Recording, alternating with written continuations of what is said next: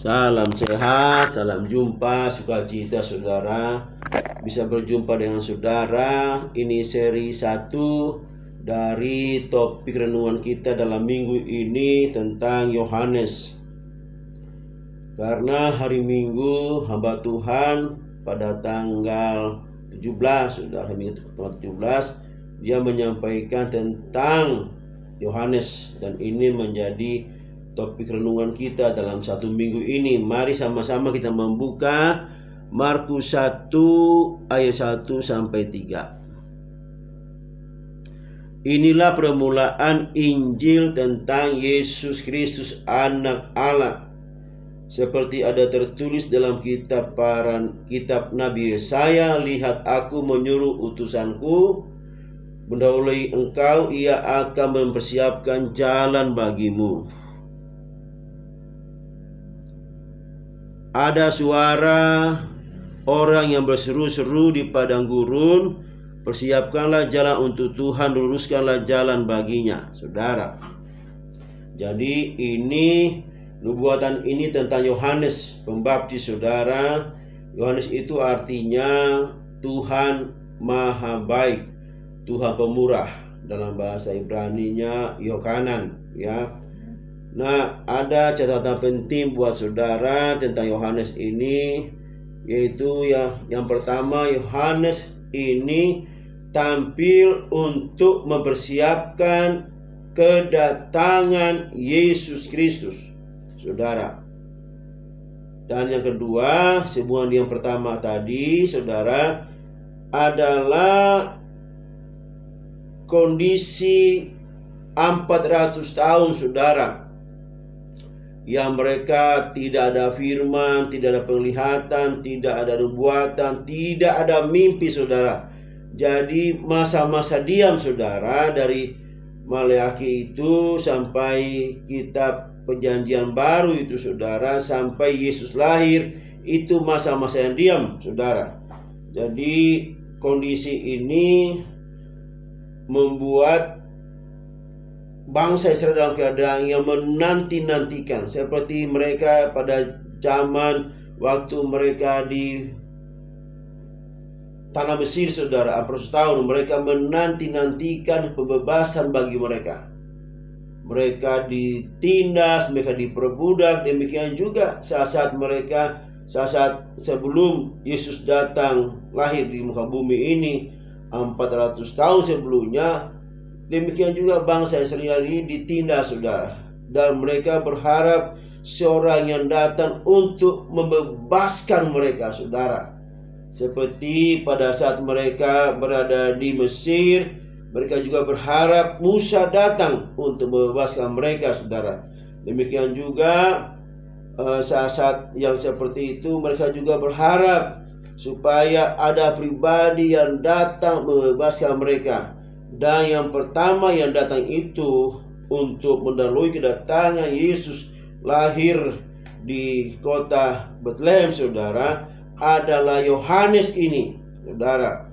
Dan dia datang, saudara, dalam kuasa dan roh Elia. Maleakhi 4 ayat 5 dikatakan, sesungguhnya aku akan mengutus Nabi Elia kepadamu menjelang datangnya hari Tuhan yang besar dan dahsyat itu.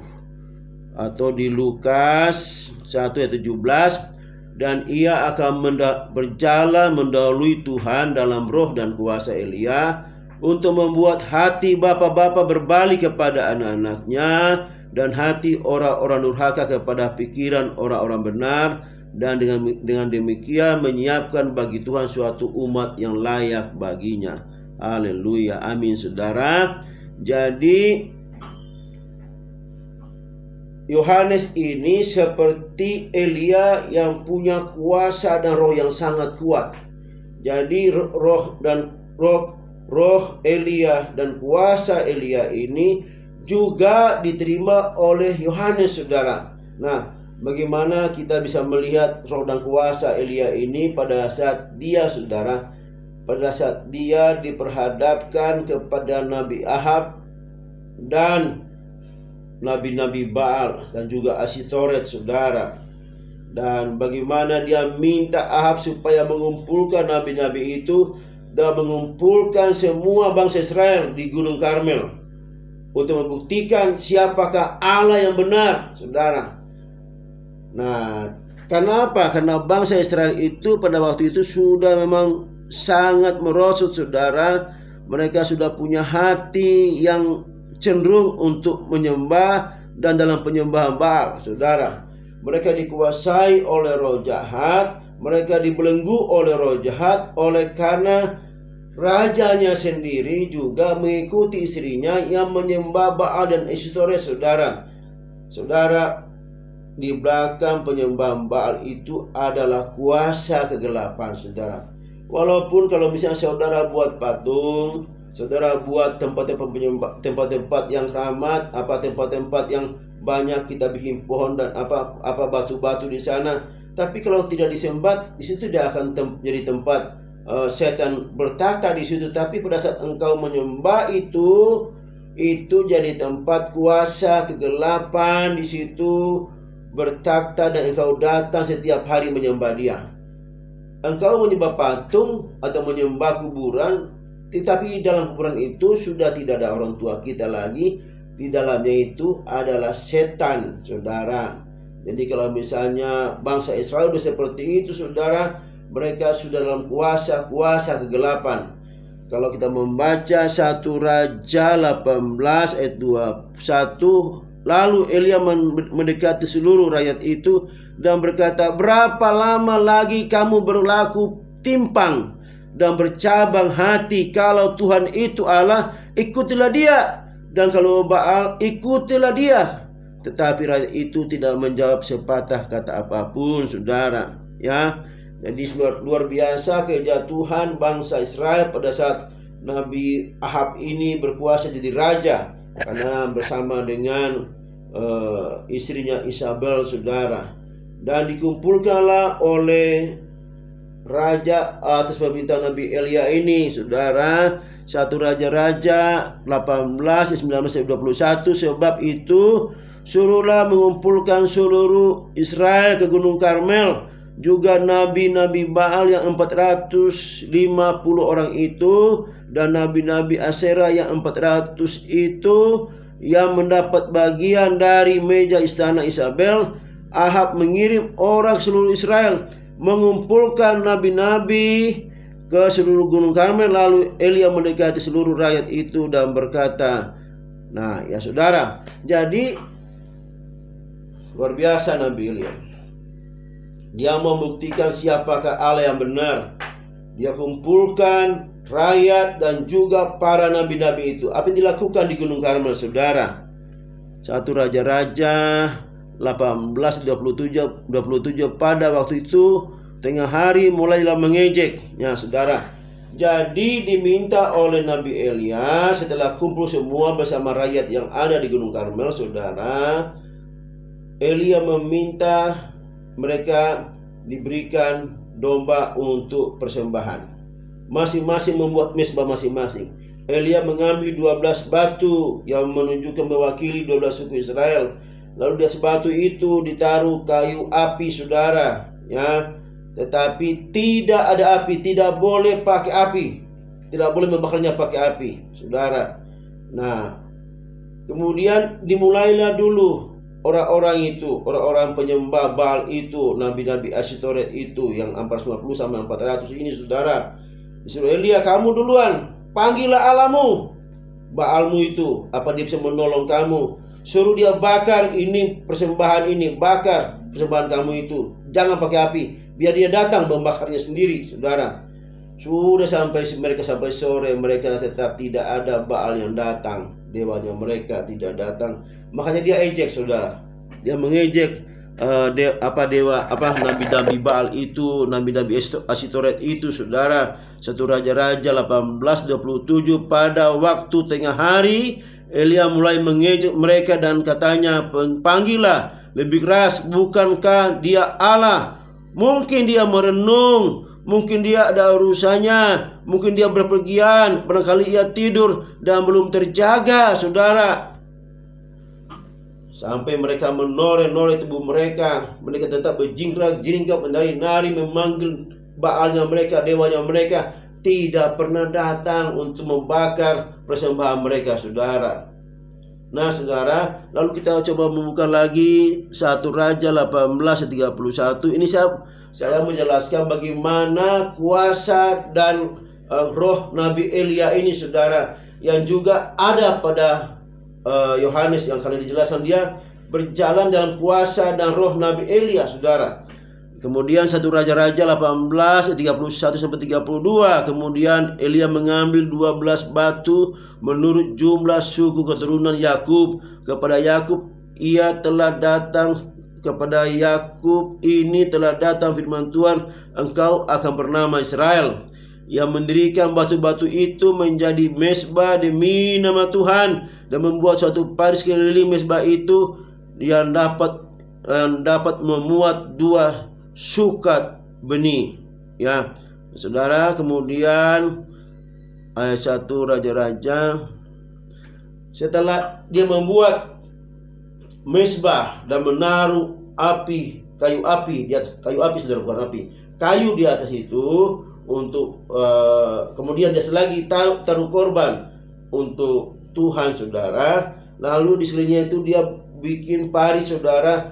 Suruh parit-paritnya itu sama api-apinya itu sama korban semua disiram pakai air 3 kali, disiram supaya penuh, semua paritnya itu penuh, saudara.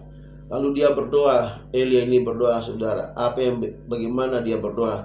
Jawablah aku ya Tuhan, jawablah aku supaya bangsa ini mengetahui bahwa engkaulah Allah ya Tuhan, dan engkaulah yang membuat hati mereka bertobat kembali. Lalu turunlah api Tuhan, menyambar habis korban bakaran, kayu api, batu dan tanah itu, bahkan air yang dalam pari itu habis dijilatnya. Nah, ketika seluruh rakyat melihat kejadian itu, sujudlah mereka serta berkata, Tuhan dialah Allah, Tuhan dialah Allah. Kata Elia kepada mereka, tangkaplah nabi-nabi Baal itu, seorang demi seorang, dari mereka tidak boleh luput. Setelah itu ditangkap Elia, dibawa mereka ke sungai Kison dan menyembelih mereka di sana. Luar biasa ini Elia, saudara. Dia dapat melakukan perbuatan-perbuatan supranatural, saudara. Di hadapan raja, tidak takut di hadapan umat Israel, untuk membuktikan siapakah Allah yang benar itu. Inilah kuasa roh Elia yang juga ada kepada Nabi Yohanes. Bangsa Israel yang dalam keadaan terpuruk, ya saudara, dalam keadaan yang tidak baik karena mereka sudah lebih condong kepada penyembahan berhala, saudara, oleh karena raja dan juga istrinya seperti itu. Demikian juga pada saat-saat bangsa Israel menanti sebelum Tuhan Yesus lahir di muka bumi ini, 400 tahun mereka menanti, saudara. Dan tampillah Nabi Yohanes menyerukan pertobatan, saudara. Nah, inilah membuat sejuk, ya, hati bangsa waktu itu. Ternyata datang juga pembebas, saudara. Dimulai dengan Yohanes, saudara. Nah, dia mempersiapkan jalan itu Tuhan, jalan bagi Tuhan, saudara. Kemudian Yohanes itu nabi terbesar. Matius 11 ayat 11, saudara. Aku berkata kepadamu, sesungguhnya di antara mereka yang dilahirkan oleh perempuan tidak pernah tampil seorang yang lebih besar daripada Yohanes Pembaptis.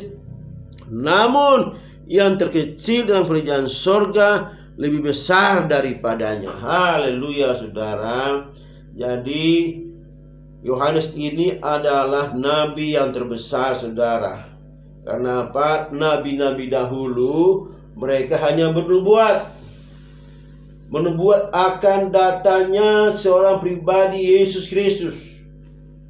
Mereka bernubuat ratusan tahun yang lalu, ribuan tahun yang lalu, saudara, bernubuat akan datang pribadi Yesus Kristus. Mereka tidak melihat, mereka tidak memegang, saudara, mereka tidak bercakap-cakap dengan itu secara langsung. Tetapi Nabi Yohanes ini kenapa dia terbesar? Karena dia adalah pribadi yang dapat langsung berbicara dengan Yesus. Yang nabi-nabi dahulu itu bernubuat buat dia, Yesus. Dia juga akhirnya yang membaptis Yesus, saudara. Suatu perkenanan yang luar biasa bagi seorang nabi, membaptis Yesus yang adalah Tuhan dan Juru Selamat bagi dunia ini, saudara. Makanya dia adalah nabi yang terbesar. Tetapi yang luar biasa dikatakan, namun yang terkecil dalam kerajaan surga lebih besar daripada Nabi Yohanes. Saudara, jadi hal-hal ini yang merupakan poin-poin yang perlu kita ketahui dulu tentang Nabi Yohanes, saudara. Dan kelahirannya nanti kita akan bahas. Nah, ini kita bicara nubuatan tentang Nabi Yohanes, saudara. Ada beberapa nubuatan. Jadi Nabi Yohanes ini bukan pribadi yang ujuk-ujuk datang, karena dia pribadi yang dinubuatkan juga. Bagian dari nubuatan dari Yesus Kristus adalah juga Nabi Yohanes. Nabi yang lain tidak dinubuatkan, saudara, tetapi Nabi Yohanes ini dia dinubuatkan. Nabi yang lain di dalam perjanjian lama mereka dipanggil, ditetapkan untuk menjadi nabi. Tetapi Nabi Yohanes ini kenapa disebut terbesar? Karena dia nabi yang dinubuatkan bersama-sama dengan kelahiran Tuhan Yesus Kristus pertama kali, saudara, di Bethlehem. Jadi yang pertama Yesaya kira-kira tahun 740 sebelum Masehi, Yesaya 40 ayat 3 sampai 5. Ada suara yang berseru, persiapkanlah di padang gurun jalan untuk Tuhan, luruskanlah di padang belantara jalan bagi Allah kita. Setiap lembah harus ditutup, setiap gunung dan bukit diratakan. Tanah yang berbukit-bukit menjadi tanah yang rata, tanah yang berbekut menjadi dataran. Maka kemuliaan Tuhan akan dinyatakan dan seluruh umat manusia akan melihatnya bersama-sama. Sungguh Tuhan sendiri yang telah mengatakannya, saudara. Jadi kalau di sini dikatakan bahwa Yohanes itu mempersiapkan jalan di padang gurun. Kedua, meluruskan jalan raya di padang belantara bagi Allah. Dua kondisi ini yang akan ditemukan Yohanes, saudara, di bangsa Israel pada waktu itu, yaitu dia mempersiapkan jalan di padang gurun, saudara. Bagaimana, saudara, ada jalan di padang gurun, bagaimana meluruskan jalan itu di padang belantara. Dua kondisi ini, padang gurun dan belantara ini, menggambarkan situasi bangsa Israel pada waktu itu. Yohanes harus membuat jalan. Kalau misalnya sebenarnya ini bukan dalam arti rufiah, saudara, tapi ini dalam arti rohani sebenarnya kalau kita melihatnya. Kalau jalan itu di padang gurun, kalau saat ini kita bisa buat ya, teknologi yang ada. Tapi pada waktu itu memang susah, saudara. Tetapi Yohanes katakan persiapkan jalan di padang gurun, saudara. Nah, padang gurun itu tempat-tempat yang berbatu-batu, pasir-pasir, tidak ada kehidupan di sana, tapi engkau mempersiapkan itu. Padang gurun yang luas, saudara, yang panas, terik, yang kering, tapi engkau persiapkan jalan di sana. Bangsa Israel yang kering hatinya, yang tandus, saudara, yang selalu panas di sana, tidak ada kehidupan di padang gurun itu, tapi engkau harus persiapkan jalan itu di padang gurun. Dan juga luruskan jalan di jalan raya di padang belantara, saudara. Padang belantara itu bicara tentang semak-semak yang tidak ada, yang sangat padat dan susah dijangkau, saudara. Engkau luruskan jalan itu di padang belantara. bicara semak-semak, duri-duri, saudara, tanah yang tidak dirawat, hutan yang tidak dirawat, yang tumbuh sendiri sesuai dengan pertumbuhannya, sehingga menjadi padang belantara, hutan yang tidak bisa ditembus, saudara. Tetapi Yohanes dikatakan, persiapkan jalan di padang gurun dan luruskan jalan di padang belantara. Nah, bagaimana caranya, saudara? Seperti kita juga berpikir seperti yang biasa yang kita pikirkan, caranya seperti ayat berikutnya. Lembah harus ditutup. Lembah itu daerah-daerah yang rendah, supaya ini jadi rata, saudara. Gunung-gunung yang tinggi, kesombongan, ketinggian hati harus diruntuhkan supaya rata semuanya. Kemudian tanah yang berbukit-bukit, saudara-saudara, segala ketimpangan, kecongkakan, segala tipu muslihat, saudara, tanah yang berbukit-bukit harus diratakan, saudara. Kelicikan, saudara, diratakan. Tanah yang berkelekuk, saudara, hati yang dolak dari, saudara, harus diratakan supaya ini menjadi jalan yang mulus, yang rata, saudara. Saya bisa menggambarkannya, saudara, pada saat Musa datang di bangsa Israel, saudara. Pada waktu di Mesir, dia telah membuat suatu jalan yang lurus bagi bangsa Israel, mempersiapkan segala kuasa-kuasa, mujizat-mujizat, supaya bangsa Israel bisa keluar dan lolos dari tanah Mesir, saudara. Demikian juga bagaimana, karena dikatakan kuasa Elia dan roh Elia itu harus ada bersama-sama dengan Yohanes. Kuasa Elia menyertai, roh Elia menyertai, itu Roh Kudus, ya. Roh Kudus menyertai Yohanes untuk mempersiapkan jalan itu, supaya pada saat Tuhan datang, saudara, dia berada pada tanah yang sudah rata, yang sudah disiapkan oleh Yohanes. Makanya Yohanes berseru, bertobatlah. Ada suara-suara yang di padang gurun, bertobatlah. Dia sedang mempersiapkan jalan bagi Tuhan. Bagaimana dia berkata-kata kepada bangsa Israel waktu itu dengan kata-kata, mungkin kita bilang kata-kata yang kasar, tetapi semua adalah jalan-jalan yang dia bentuk supaya datang Raja kemuliaan itu, jalannya sudah mulus, saudara. Nah, saudara, apa akibatnya setelah semuanya ini bagus dipersiapkan oleh Yohanes? Kemuliaan Tuhan akan datang, dinyatakan. Tuhan, saudara-saudara, Tuhan menunggu di sorga sampai segala sesuatu dipulihkan, seperti kata nabi-nabi, nubuat para nabi. Tuhan tinggal di sorga, saudara, jadi firman, masih dalam firman Allah, sampai semuanya kondisi ini sudah disiapkan oleh Yohanes. Dia datang kepada dunia ini untuk dinyatakan dalam segala kemuliaannya. Nah, dan semua orang melihat, saudara, dan inilah yang dikatakan oleh Tuhan, sungguh Tuhan sendiri telah mengatakannya. Nah, saudara, ada juga Maleakhi 3 ayat 1. Ya, Maleakhi 3 itu kira-kira 420 tahun sebelum kedatangan Yesus yang pertama kali lahir di kota Bethlehem. Jadi Yohanes itu adalah utusan. Dan mungkin sampai saat ini dulu, saudara, sampai saat ini, karena mungkin sudah panjang, kita akan lanjut pada seri yang berikutnya, saudara. Ada banyak lagi nubuatan, juga kita akan bicara kelahiran, juga pelayanan Yohanes mempersiapkan jalan itu bagi Tuhan, ya. Terima kasih Bapa di sorga, terpujilah Engkau ya Tuhan Yesus. Kami berada pada masa-masa menjelang perayaan kelahiran-Mu, Tuhan Yesus.